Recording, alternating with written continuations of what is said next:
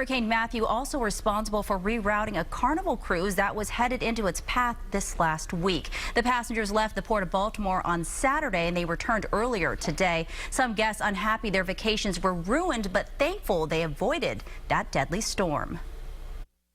A tropical beach getaway quickly turned into a dreaded detour. Carnival Pride passengers told just hours before departure their 7-day trip to paradise was being rerouted because of Hurricane Matthew. Supposed to go to Grand Turks, their private island, and Freeport. And we ended up going to New York. The Carnival Cruise Line told WJZ, quote, given the unpredictability of tropical weather systems and with our guests and crew safety as our foremost priority, we're taking a prudent course of action to keep this ship out of harm's way and provide our guests with a safe and enjoyable vacation experience. Passengers were given the option to cancel and receive a full refund, but for some guests it was too late to end the trip altogether, so they took the alternate route to New York. We had planned our trip for probably over a year, so everybody was excited, looking forward to it being on the beach.